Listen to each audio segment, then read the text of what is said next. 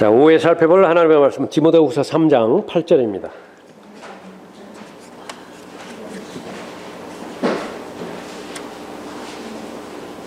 네, 8절부터 13절까지 받도록 하겠습니다. 얀네와 얀브레가 모세를 대적한 것 같이 이제 그들도 진리를 대적하니 이 사람들은 마음이 부패하고 믿음에 관해서는 버림받은 자들이라. 그러나 그들이 더 이상 나아가지는 못하리니 이는 그들의 어리석음이 이 두 사람이 처했던 것과 같이 모두에게 드러날 것이기 때문이라.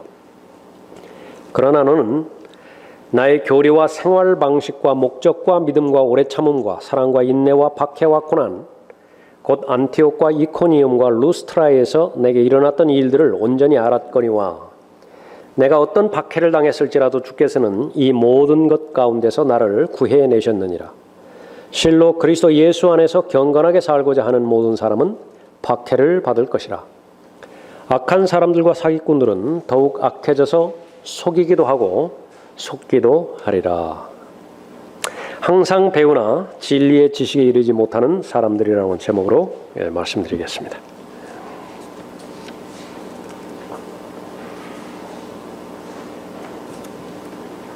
우리가 살고 있는 이때는 성경에서 말씀하신 것처럼 아주 어려운 때입니다. 마지막 때라고, 마지막 날들이라고 그렇게 언급하고 있죠.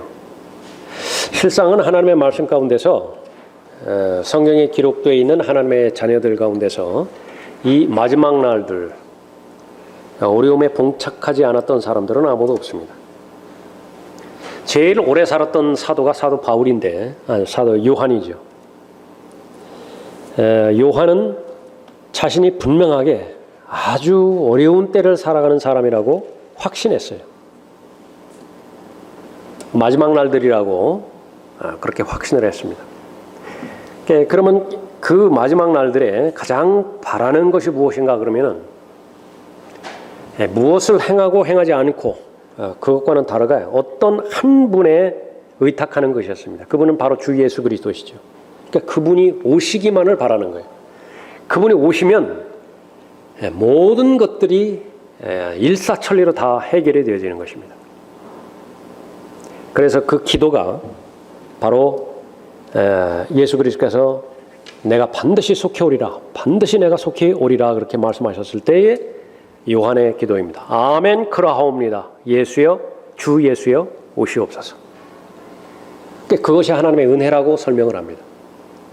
하나님의 은혜를 충만하게 누리고 있는 상태, 그것은 바로 예수 그리스도와의 가장 친밀하고 밀착된 교제의 상태를 말하고 있는 것인데, 가장 원하는 것은 뭐예요?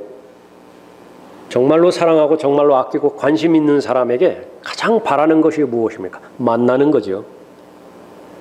나를 위해서 주는 선물도 의미가 있고, 나를 위해서 어떤 일자리를 마련해 주는 것도 의미가 있고, 그렇지만은 정말로 마음으로부터 우러나오는 친밀감이 있다고 한다면 보는 거예요. 함께 있는 것입니다.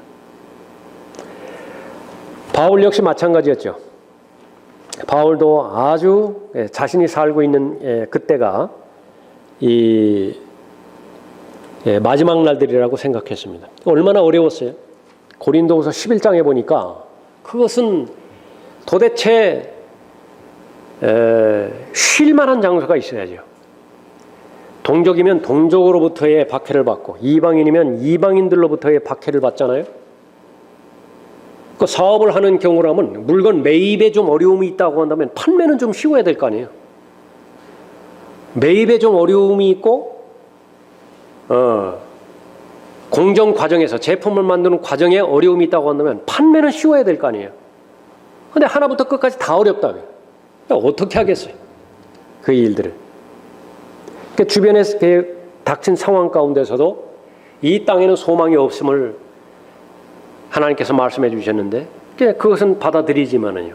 또 하나님의 계시의 영을 받아서 앞으로 다가오는 세상에 대한 소망을 그렇게 잘 알고 있었죠. 무엇을 말하는 것이냐? 어머니의 태에 잉태되어지는 것은 사실이에요. 그런데 기다리는 것은 무엇이냐 그러면 빨리 밖으로 나오는 것을 기다리는 것이죠. 분명히 이 세상은 의미가 있어요. 실제라고요. 그런데 그것이 의미가 있기 위해서는 다가오는 세상이 실현이 돼야 되죠. 어린아이의 상태에서 어머니 뱃속에 있을 때에 그때는 아무리 의미를 부여한다 하더라도 그것은 제한적일 수밖에 없어요. 동물의 경우도 마찬가지죠. 애벌레로 있을 때에 있었던 위치는 그냥 축축한 늪지라고요. 그러다가 거풀을 2번, 3번 벗고 나서 이제는 솟구쳐 올라가요. 이제 정말 나비가 되고 잠재가 되고 그 봤더니 아주 휘황찬란한 태양이 있고 아름다운 꽃들이 있고 공기가 맑은 공기가 있고 분명히 두 세계가 존재하고 있잖아요. 그런데 다가오는 세상을 알지 못했을 때는 그냥 애벌레 시절만 거기에만 집착하는 것입니다. 어린아이 상태도 마찬가지죠.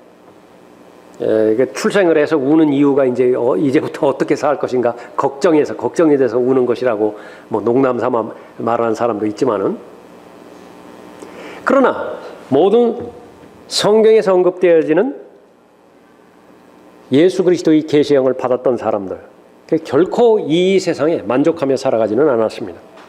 형제들아, 잠든 자들에 관해서는 너희가 모르게 되는 것을 원치 아니하노니 이는 너희가 소망이 없는 다른 사람들과 같이 슬퍼하지 않게 하려는 것이라.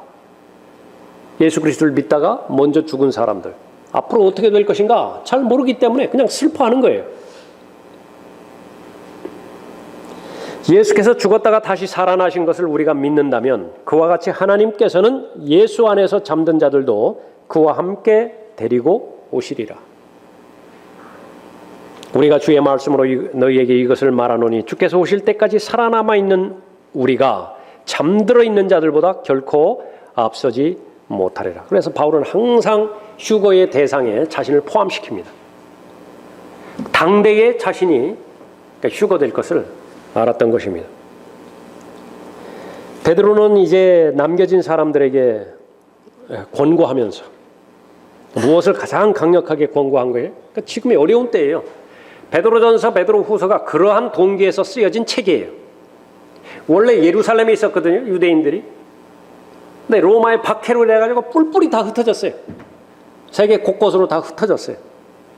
그 가운데서 바로 나그네로 순례자로 살아가는 것입니다. 섞이지 못해요. 유대인들은 아주 독특한 민족이 있기 때문에 문화적으로도 섞이지를 못해요. 옷도 다르죠, 말도 다르죠, 의식도 다르죠, 생각도 다르죠. 그러니까 다른 사람들이 좀 품어주려고 해도 안 품어지는 것이에요. 그래서 구분되어지는 그 민족이었습니다. 그 상태에서 그렇게 심한 이 고난과 환난과 그 박해를 받는 그 사람들에게 소망을 말하는 것인데, 그것이 무엇이냐 그러면 바로 고대하는 것입니다. 기다리는 것이에요. 하나님의 나라의 오기를 고대하고 열망하라. 그때는 하늘들이 불에 타서 녹아버리고 우주의 구성 요소들도 맹렬한 불에 녹아내릴 것이나 우리는 그의 약속대로 의가 거하는 새 하늘들과 새 땅을 기다리도다. 이제 연장해서 우리들이 살고 있는 이 날들도 역시 마찬가지입니다. 마지막 날들이에요. 어려운 때인 것입니다. 얼마나 어려운 때인 것인가? 그것은 디모데후서 3장 1절부터 아주 구체적으로 잘 설명해주고 있고, 그 가운데서 가장 어려운 것은요, 7절에 언급되어 있는 항상 배우나 진리의 지식에는 결코 이룰 수 없느니라 라고 하는 대상들이에요. 배웠으면 진리의 지식에 이르러야 될 거 아니겠어요? 지식을 배웠으면 지식들이 잘 엮어져서 지혜를 가진 사람이 돼야 되잖아요. 적용할 수 있는, 지식을 적용할 수 있는 사람이 돼야 되는데 아주 산만하게 지식만 창고에다가 넣어놨다. 하나도 끄집어서 제때 쓰지를 못해요. 달달달달달달 암기만 하고 있다. 지혜 없는 사람이죠. 지혜를 넘어서 명철을 가지고 있어야 되는데, 명철이라고 하는 것은 그 지식과 지혜를 하나님의 뜻과 하나님의 의도대로 사용할 수 있는 능력을 가진 사람이죠. 하나님의 관점에서 적용시킬 수 있는 그런 사람인데, 그러면 이제 진리의 지식에 이른 사람이에요.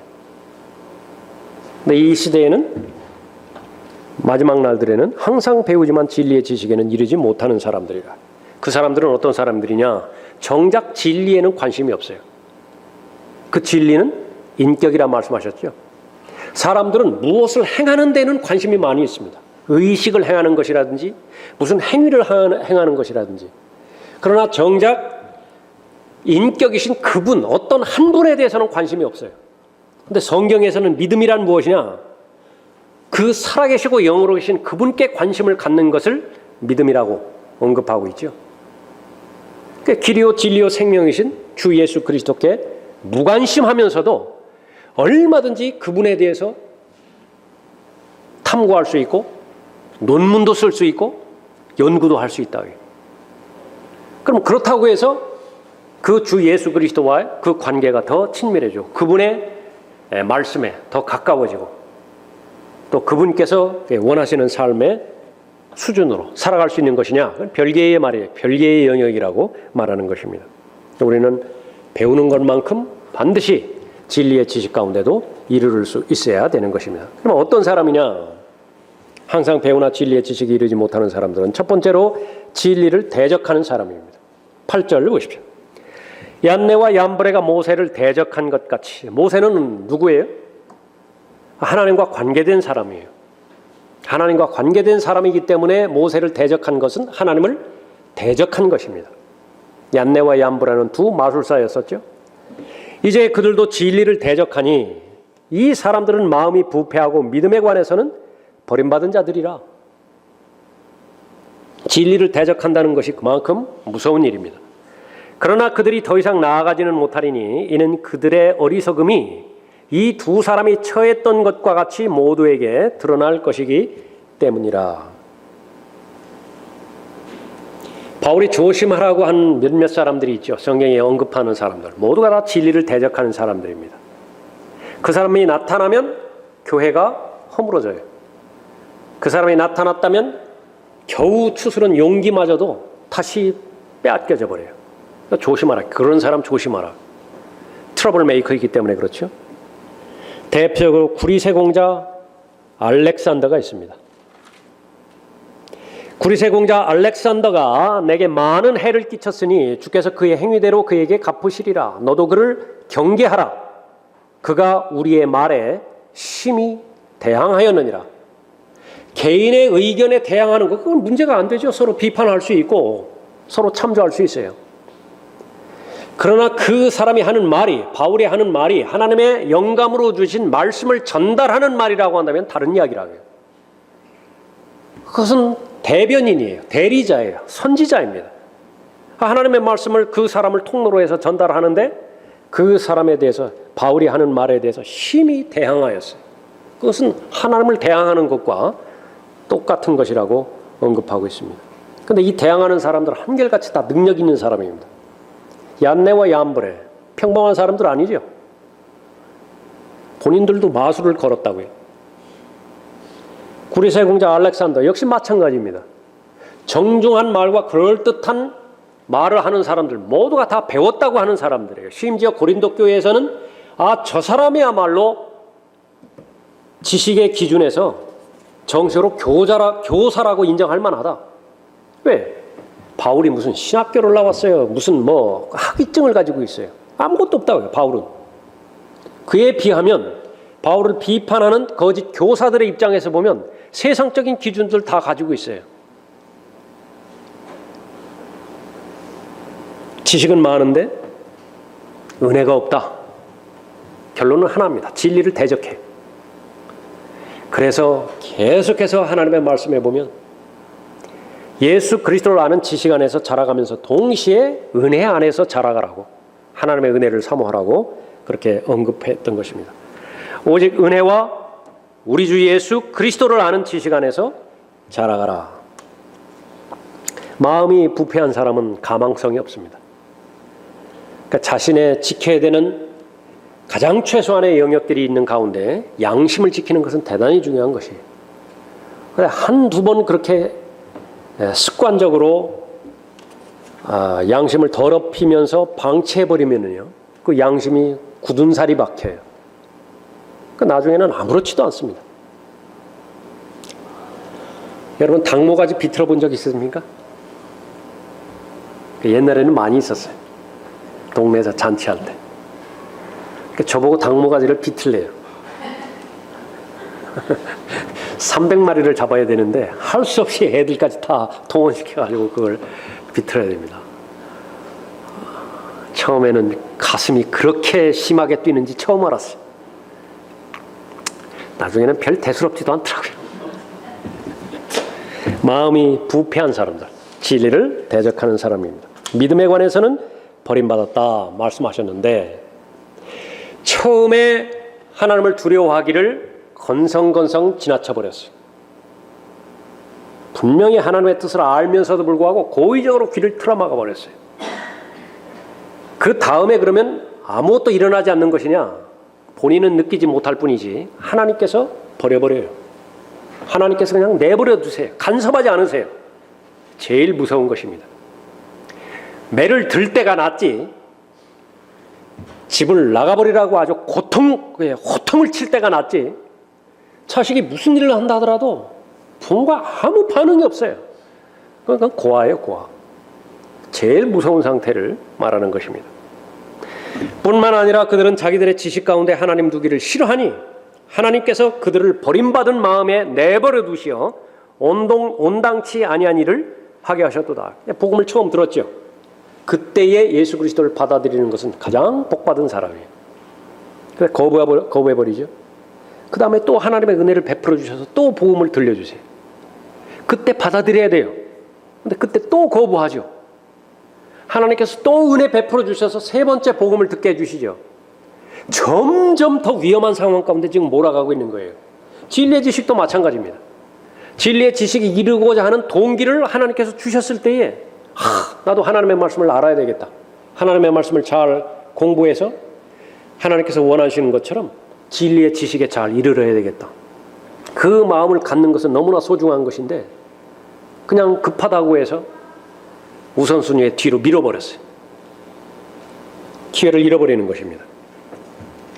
정결한 사람들에게는 모든 것이 정결하나 더럽혀진 자들과 믿지 않는 자들에게는 아무것도 정결한 것이 없고 도리어 그들의 마음과 양심이 다 더럽혀져 있느니라. 이 사람은 동기부여를 스스로 못해요. 그들이 하나님을 안다고 고백하나 행위로는 부인하나니 가증한 자요 불순종하는 자요 모든 선한 일 버림받은 자들이라. 누구라고요? 항상 배우나 진리의 지식에는 이르지 못하는 사람이라. 그런 사람이 절대로 되지 않아야 되겠죠?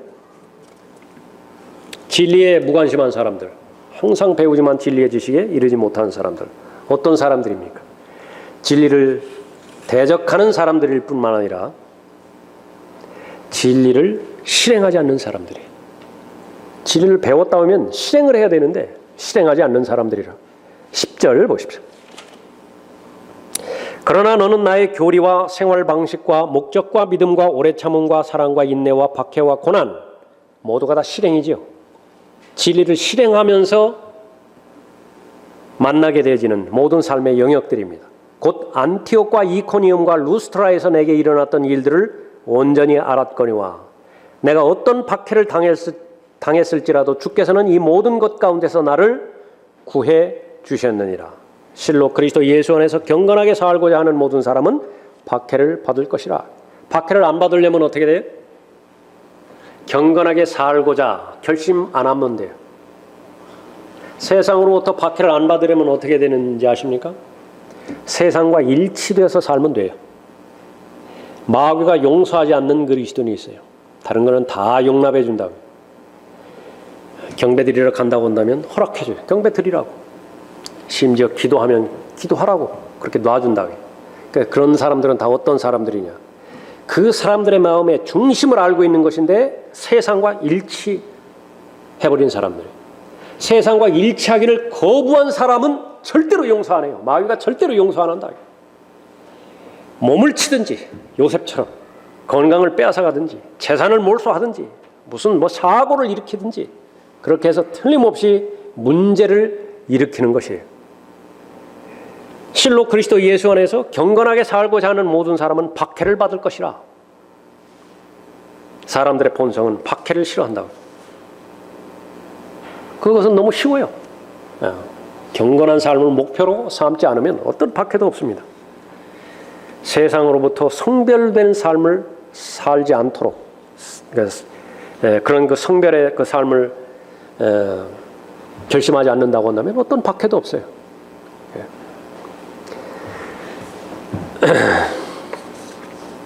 일본에 아주 이 태풍에다가 강진까지 와서 너무 어려운 상황들을 계속 뉴스로 그렇게 보죠. 그 심한 상태 가운데 하나가 이제 그 블랙아웃이죠. 대정전 상태. 거기까지 왔습니다. 그래서 홋카이도 같은 경우에는 이제 그 절반 가까운 지역에 전기 공급이 이제 되지 않다가 엊그제서 그렇게 전기 공급이 됐습니다. 차량 이동이 불가능하고 마치 19세기의 아날로그 그 시대의 생활로 그렇게 돌아간 그런 그 상황이었는데 전기가 들어오자 물이 그 공급이 되자 제일 먼저 문을 연 빵집이 화제였어요. 부르그 베이커리라고 하는 이름의 빵집이었는데 서둘러서 단팥빵을 그 100개를 만들어서 가게 밖에다가 전시해 놓은 거예요. 와서 먹으라고. 보통 사람들은 아니죠. 그러니까 철저한 사명감에 그렇게 그 일을 하는 것입니다. 직접 만든 음식을 나눠주겠다라고 그렇게 자신의 트위터에도 그렇게 올리고 그렇게 해서 시민들의 그 동의를 그렇게 얻었습니다. 또 삿포로대 스모브 동아리 학생들이 그 훈련장 앞에서 그 창코나베라고 하는 음식이 있나 봐요. 그것을 끓여서 나눠주겠다고 또 나섰습니다. 힘을 써야 할 일이 있다고 한다면 최선을 다할 테니까 연락을 달라. 최대한 도와주겠다. 그런 말도 남겼습니다. 씻지를 못하지 않습니까? 여러 날 계속되니까. 그러니까 또 어느 호텔에서는 자신의 호텔을 개방해서 온천을 무료로 개방하는 그런 곳도 있다고 합니다. 편의점들도 이제 가세했어요.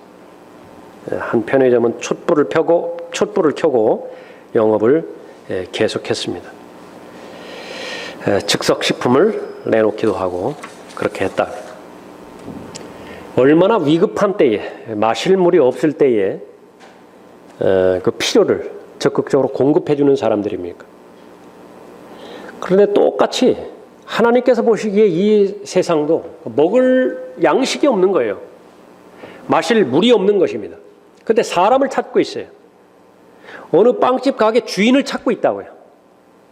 어느 대학의 동아리 그 학생들을 찾고 있는 거예요. 그러니까 나름대로 음식을 만들어서 그것을 좀 나눠줄 사람들이 없겠는가?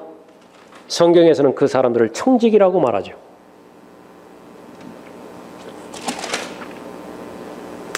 주께서 말씀하시기를 주인이 자기 집을 다스리게 하여 제때에 그들에게 양식을 나눠줄 신실하고 현명한 청지기가 누구겠느냐. 그러니까 추수할 일꾼이죠. 지금은 거의 없다고 말씀하시는 거예요. 그러니까 추수할 일꾼들을 위해서 기도하라 그렇게 말씀하시는 것입니다. 자, 우리가 하나님의 말씀을 공부하는 것은 아직까지 하나님의 말씀에 대해서 모르는 사람들에게 이 양식을 나눠주기 위함이죠. 나눠주기 위해서 자신이 풍족하게 필요한 양식을 공급받고 스스로 또 생수를 공급받고 그러면서 이제 남잖아요. 그러니까 남는 것은 부지런히 그 필요로 하는 사람들에게 나눠주는 것인데 아쉬워요. 본인이 마시지 못하는 사람도 수두룩하고 본인이 마시고 본인이 먹었다 하더라도 그 다음에는 이제 손 놔버리는 것이 다른 사람에게 눈길을 주지 않는 것이라. 이것이 마지막 날들의 어려운 때예요. 자기 사랑, 쾌락 사랑, 돈 사랑 여기에 이 사랑으로 사는 법을 터득하다 보니까 하나님 사랑에 대해서는 배울 의욕이 없어요. 하나님 사랑은 무엇입니까? 철저하게 건전한 교리와 그 건전한 교리를 실행에 옮길 수 있는 경건한 삶이 지탱이 되어지는 것이죠. 그것이 하나님 사랑이라고요. 얼마나 많이 하나님 사랑에 대해서 이야기하자면 그것이 전혀 하나님과는 무관한 것이 얼마나 많이 있어요. 그것은 심지어 남녀 혼인하기 위해서 행하고 있는 것들이라고요. 그것은 절간에서 행하고 있는 것이라고요. 굳이 교회를 통해서 하지 않아도 그것은 사회의 여러 단체를 통해서도 행해지는 그런 부분들이 그것을 하나님의 사랑이라고 그렇게 본다. 그런 것을 행하는 것, 그건 나쁜 것이 아니에요. 행하면 좋다고 여력이 되면.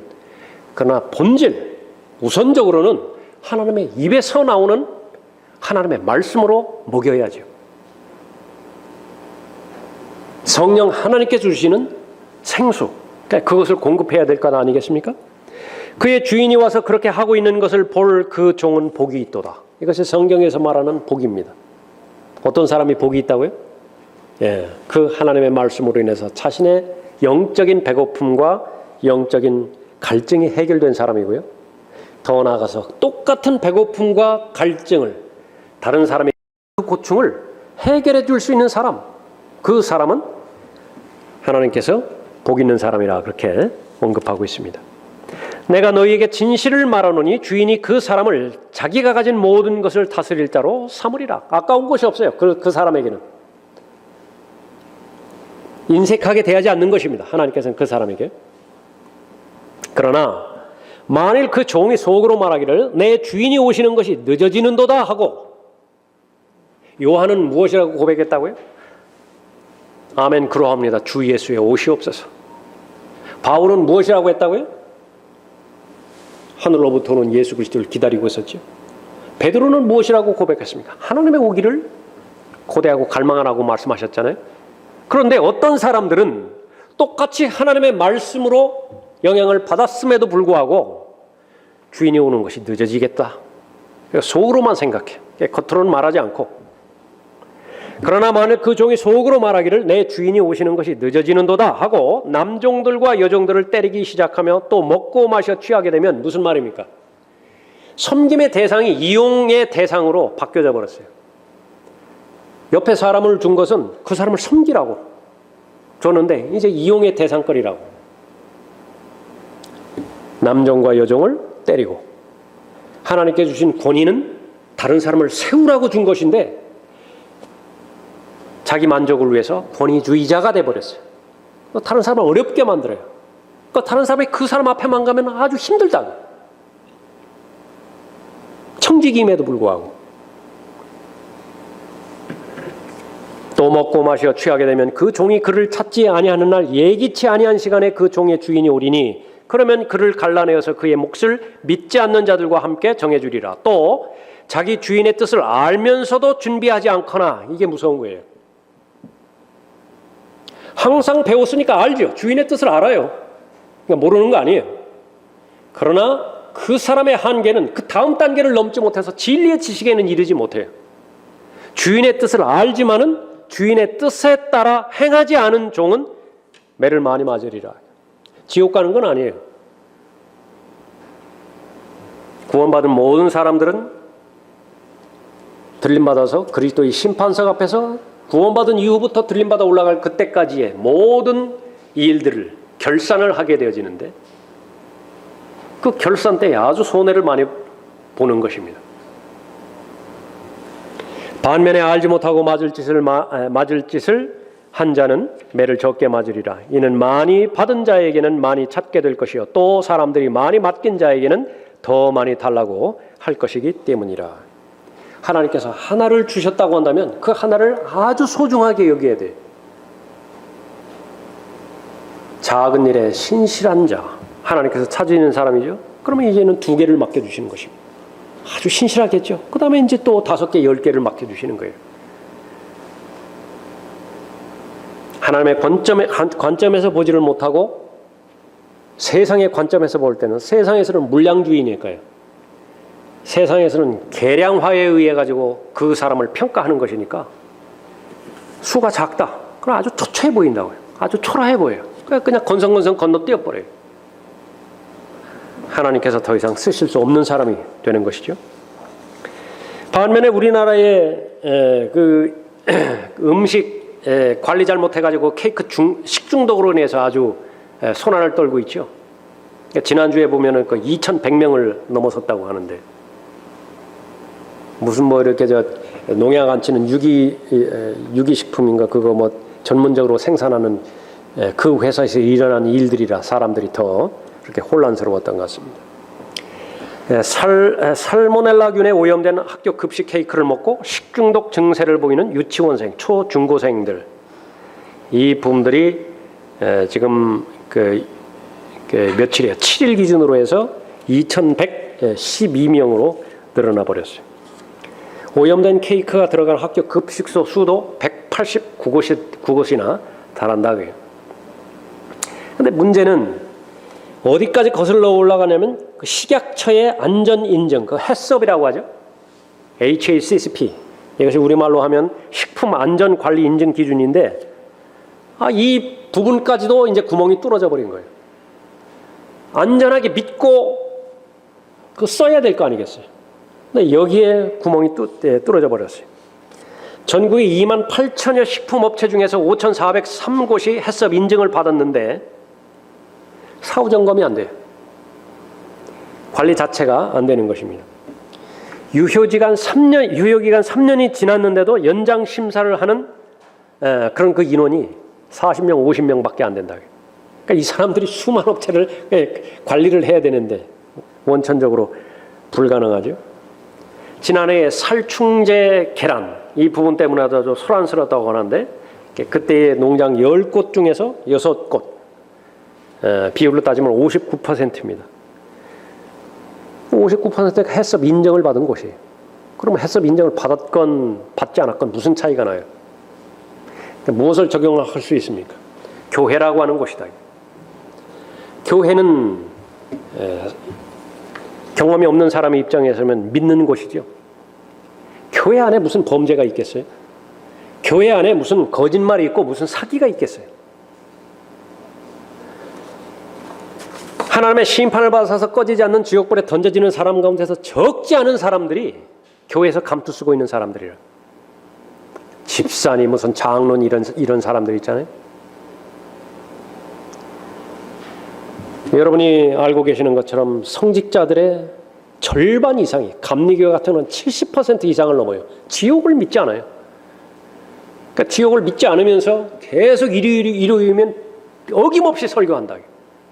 지옥을 믿지 않으면서 계속 복음에 대해서 이야기하고 사역에 대해서 이야기하고 선교에 대해서 이야기한다. 그러니까 무엇을 이야기하는 거예요? 그 두 가지밖에 없다니까요. 사랑과 평화라고. 계속 사랑에 대해서 이야기하고 평화에 대해서 이야기하고 진리를 실행하지 않는 사람들, 항상 배우나 진리의 지식에는 이르지 못하는 사람들입니다. 교리에 있어서 제일 먼저 언급하고 있죠. 교리를 알면 알수록 더욱더 예수 그리스도와 밀착된 동행이 가능하기 때문에 그런 것입니다. 이 시대에는 어때요? 마지막 날들에는 마귀는 다른 것 건드리지 않죠. 신앙만 건드려요. 신앙만. 고린도후서 11장에 의하면 세 가지 다른 것을 제시하는데 또 다른 예수 제시하죠. 또 다른 영, 또 다른 복음, 이 세 가지로 다 무너뜨려 버린다. 교회라고 하는 것을 기독교라고 말하는 그 기반을 완전히 허물어 버리는 것인데, 문제는 그렇게 또 다른 예수와 또 다른 영과 또 다른 복음을 전파할 때 의심 없이 통과시켜 버린다는데 문제가 있는 것입니다. 덮어놓고 믿어요. 덮어놓고. 목사가 설교한다라고 하는 그 사실 하나만으로 의심하지 않아요. 절대로 의심하지 않아요. 그러나 성경에서는 베레아 사람에 대해서 예를 제시를 하죠. 설교를 들었어요? 심지어 바울이 설교했잖아요. 심지어 바울이 설교했음에도 불구하고 집에 가서 일일이 그 말이 그런가 하여 무엇을 상고했다고요? 성경을 상고한 거예요. 성경을. 교리라고요. 교리. 이 교리에 대해서 사람들은 이해를 하지 못하기 때문에 교회들이 교리 싸움한다. 그렇게 해서 다 던져버렸어요. 그러나 교리에 대해서 기초가 형성되지 않으면 형성될 믿음이 없는 것입니다. 그러나 형제들아, 내가 너희에게 알게 하노니 내가 전한 복음은 사람을 따른 것이 아니니라. 나는 그것을 사람에게서 받지도 않았고 배우지도 않았으며 오직 예수 그리스도의 계시를 통하여 된 것이라. 복음을 통해서 구원을 받았죠. 복음을 통해서 거듭난 하나님의 자녀가 이제 성장하죠. 생활 방식에 대해서도 언급합니다. 진리를 실행하는 영역에 있어서. 바울의 경우에 복음에 합당한 삶을 살았어요. 바울의 경우에 그 생활 방식은 교리와 절대로 상충되지 않았습니다. 이중 생활하지 않았다 그 말이에요. 교회에서 하는 소리와 집에서 하는 소리 다르지 않아요. 목사 앞에서 하는 소리와 또 믿지 않는 자 앞에서 하는 소리 다르지 않아요. 일관된 목소리를 내는 것입니다. 설교자 역시 마찬가지죠. 그러니까 설교와 생활이 다르지 않아요. 이것이 설교자의 싸움이죠. 설교하는 대로 살아야 돼요. 가르친 대로 살아야 돼요. 성경대로 믿는 그리스도인, 이 부분에 있어서 반드시 진리를 실행해야 되는 막중한 임무가 있습니다. 어렵죠? 그러니까 기도를 더 많이 해야 되는 것이라고. 자신의 교리에 있어서나 삶을 살아가는 실행에 있어서나 모순이 없는 사람이 되어야 되겠다. 그렇게 하나님 앞에 다가가는 사람입니다. 항상 양심을 따르는 삶을 살라고 바울은 도전합니다. 이 소망 때문에 나 자신도 하나님과 사람 앞에 항상 거리낌이 없는 양심을 지니려고 힘쓰노라. 그렇게 언급합니다. 무질서하거나 게으른 삶을 성경에서는 아주 싫어하는 삶이죠. 그러니까 질서가 없어요. 아주 복잡하다고요. 우선순위가 흐트러진 삶을 말하는 것이죠. 그 사람은 게을러요. 아무리 새벽잠 줄이고 밤잠 줄인다 하더라도 하나님 보시기에는 게으른 삶이에요. 왜요? 거의 없어져 버리는 것들에만 투자하기 때문에 그래요. 영혼과 연결시키는 그런 일들에 많이 투자를 해야 되는데 그런 일들에는 관심도 없고 지식도 없고 또 마음도 없기 때문에 하나님께서는 게으르고 악한 종이라고 평가를 하는 것입니다. 형제들아, 우리 주 예수 그리스도 이름으로 너희에게 명하노니 무질서하게 행하고 우리에게서 받은 전통을 따라 행하지 않는 모든 형제를 멀리하라. 너희가 어떻게 우리를 본받아야 할 것인지를 너희 스스로 아나니 우리는 너희 가운데서 무질서하게 행하지 아니하였으며. 데살로니가후서 3장 6절부터 7절까지 말씀하는 것입니다. 진리를 실행하는 사람, 목적이 뚜렷한 사람이죠. 세상 지향적인 목적, 자아실현의 목적, 사람들을 기쁘게 하는 목적, 처음에 바울이 가졌던 목적이에요. 그러나 그것은 방향 전환했습니다. 다시 재편성해서 생명의 새로운 길이 제시되었을 때에 믿음으로 그 길을 걸어가게 되었던 것이죠. 하나님의 영광을 위한 목적으로 바뀌어졌던 것입니다. 그러나 나에게 유익하던 것은 무엇이나 그리스도를 위하여 다 손실로 여겼느니라. 실로 모든 것을 손실로 여김은 그리스도 예수 나의 주를 아는 지식이 가장 고상하기 때문이며, 주 예수를 아는 지식 어떻게 알았겠어요? 배웠기 때문에 알죠. 그러나 본문에서는 뭐라고 지적하고 있습니까? 항상 배우나 진리의 지식에는 이르지 못한다. 바울은 그런 사람은 아니었어요. 왜? 배운 대로 실행했다. 배운 대로 순종을 했어요. 그랬더니 하나님께서 주시는 특권이 있는데 다른 것과 절대로 안 바꿔요. 주의 인자하심을 한번 맛본 이상 다른 것과 바꾸지 않는다. 그리스도 예수 나의 주를 아는 지식이 가장 고상하기 때문이며 내가 그를 위하여 모든 것을 잃어버리고 그것들을 오히려 배설물로 여김은 그리스도를 얻기 위함이요 또 그 안에서 발견되고자 함이니 나의 의는 율법에서 나온 것이 아니요 그리스도를 믿음으로 말미암아 나온 것이니 곧 믿음에 의해서 하나님께로부터 나온 의라. 하나님의 의, 예수 그리스도를 얻었어요. 그 결과를 한번 살펴봅시다. 바울이 이제 죽을 때가 되었죠. 감옥에 갇혔다가 단두대의 처형에 의해서 목이 잘려서 죽었어요. 네로 황제에 의해서 살해당한 것입니다. 무엇이 남았을까요? 무덤조차 없어요. 바울의 무덤이 어디 있는지 모른다. 가족도 없어요. 돈도 없어요. 무슨 은행 구자도 없습니다. 아무것도 없어요. 그런데 바울을 통해서 5가지 면류관에 대해서 성경에 기록하고 있죠. 천년왕국의 유업에 대해서도 언급하고 있죠. 락만 목사님은 그 부분에 대해서 언급하는 거의 대부분 바울이 다 가져갈 거다. 지금 예비되어 있는 모든 상들 거의 다 바울이 다 휩쓸어 갈 거다. 누가 부자냐? 누가 부자냐? 누가 제대로 산 것이냐? 그냥 뱃속에 있는 어린아이의 상태가 뱃속에 있는 것이 우주 전체죠. 그 아이 상태에서는 출산을 경험해보지 못했기 때문에 마찬가지예요. 이 세상에 사는 사람들은 이 세상 전체가 다예요. 고린도전서 15장이면 부활에 대해서 들은 사람이나 부활에 대해서 공부한 사람이나 죽은 자의 부활이 없다고 철석같이 믿는 거예요. 오직 이 생뿐이라고 생각하면서 주일이면 교회 다니는 거예요. 오직 이 생뿐이라고 생각하면서 기도하는 거예요. 결론은 무엇입니까? 그러나 그리스도께서는 죽은 자들로부터 살아나셨느니라. 다가온 세상은 누군가가 말했듯이 내일 아침에 해가 동쪽에서 떠오르는 것보다 더 확실해요. 다가오는 세상이 온다는 사실은.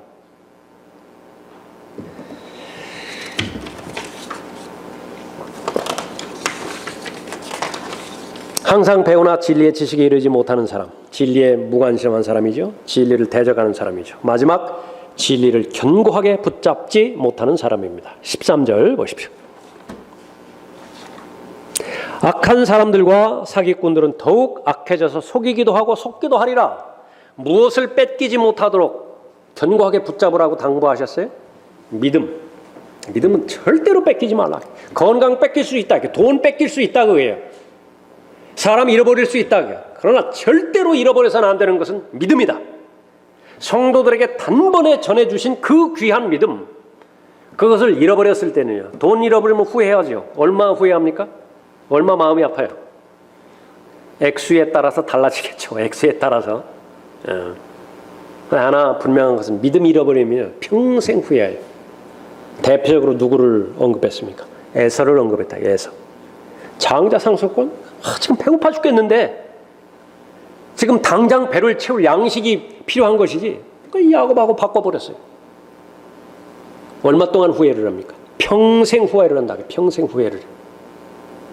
마찬가지로 이 속이는 자들, 악한 사람들과 사기꾼들 더욱 악해져서 속이기도 하고 속기도 하리라. 그러니까 누구를 속는 것이에요? 느슨하게 붙잡는 사람들이에요. 복음도 느슨하게 붙잡고 진리도 느슨하게 붙잡고 부활과 영생에 대한 소망도 느슨하게 붙잡는다. 그러니까 툭 치면은 날아갈 사람들이에요. 죄 지을 환경이 조성되지 않아서 그렇지, 죄 지을 환경만 조성되면 죄 짓고 많은 사람들이 수두룩하다. 믿음을 헌신짝처럼 던져버리고 항상 배우나 진리의 지식에 이르지 못하는 사람들, 비참한 사람이죠. 어떤 사람입니까? 진리에 무관심한 사람이에요. 가치를 모르는 사람이죠. 진리를 견고하게 붙잡지 못하는 사람들이라.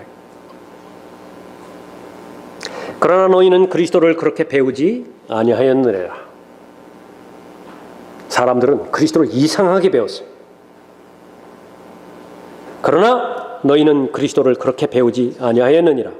진리가 예수 안에 있는 바와 같이 과연 너희가 그에게서 듣고 또 그에 의하여 배웠을진데 이전 행실에 관해서는 기만의 욕망에 따라 썩어진 옛사람을 벗어버리고 너희 생각의 영 안에서 새롭게 되어 하나님을 따라 의와 참된 거룩함 안에서 창조된 새 사람을 입으라. 에베소서 4장 20절 이후의 말씀이에요. 그러면 어떻게 하면 진리를 견고하게 붙잡을 수 있는 것인가? 어떻게 하면 악한 자들과 사기꾼들에게 믿음을 강탈당하지 않을 것인가? 잘하는 길 외에는 없어요. 성숙해지는 길 외에는 없어요. 계속해서 내 안에 재창조된 속사람이 계속해서 힘을 받아서 성장해 나갈 때에 그 안에 형성된 하나님께서 은혜 가운데 주신 믿음을 견고하게 붙잡을 수 있는 것입니다. 그 사람은 어떻게? 배우면 배우는 대로 진리의 지식에 이르러요. 기회를 사서 얻으면 얻을수록 진리의 지식에 이르는 사람입니다. 그러나 그것이 구비가 되어 있지 않은 사람들, 그 사람들은 모두가 다 속임당하는 사람이고 심지어는 자신까지도 속는 사람입니다. 죄의 속임수라고 성경에서 경고하죠. 죄의 속임수에 절대로 빠지지 말라. 누구는 빠지고 싶어서 빠져요? 약하니까 그래요. 강하지 않으니까. 그러니까 누가 약하고 강하지 않은 것입니까? 그러니까 자신의 마음이 완악하게졌다고, 양심이 마비되어졌고, 그것은 자기가 출발해 하나님께서 좋은 기회들을 주셨음에도 불구하고 무관심해져 버린 것입니다. 진리를 대적하고 진리를 실행하지 않았기 때문에 그런 것이죠. 우리에게는 위대한 대제사장 곧 하늘들로 올라가신 하나님의 아들 예수께서 계시므로 우리는 우리의 고백을 굳게 붙들어야 하리라. 이는 우리의 대제사장은 우리의 연약함을 동정할 수 없는 분이 아니요 모든 점에서 우리와 마찬가지로 시험을 받으셨지만 죄는 없으신 분이기 때문이라. 그러므로 우리가 은혜의 보좌로 담대히 나아가자. 이는 우리가 자비를 얻고 필요한 때에 도우시는 은혜를 발견하기 위함이라. 이 시대에 살아가는 데 있어서 얻어야 될 반드시 필요한 자비가 무엇인가? 필요한 은혜가 무엇인가? 어려운 때에 휩쓸려 가지 않는 은혜이지요. 이 어려운 때에 항상 배우지만 진리의 지식이 이르지 못하게 하는 마귀의 계략을 타파하고 승리할 수 있는 하나님의 은혜가 필요하죠. 우리가 무엇을 더 적극적으로 구해야 되는 것인지 잘 알 수 있어야 되는 것입니다. 사람들은 종교에 관심이 있습니다. 종교에 관심이 있어요. 종교하면 유대인들 떠올리면 되죠. 유대교에 관심이 있었던 사람들, 가장 예수 그리스도를 대적했던 사람들이에요. 예수 그리스도를 미워했던 사람들이라. 기독교라고 다 다르지 않아요. 하나님을 섬긴다고 하면서 수없이 많은 그런 배움의 장들을 열어놓고 있지만은 진리 자체를 거부해버리고 변개된 성경, 변개되지 않은 성경에 대해서 문제의식도 갖고 있지 않으세요. 또 진리를 알았다고 하는데 실행하는 데 있어서는 건너뛴다. 그러면 속는 것입니다. 그런 사람들의 특징, 항상 배우나 결코 진리의 지식에는 이르지 못하는 것입니다. 진리의 지식에 이르러야 성경대로 행할 수 있고 또 진리의 지식에 이르러야 하나님을 대적하지 않는 그 위치에 서 있을 수 있는 것입니다.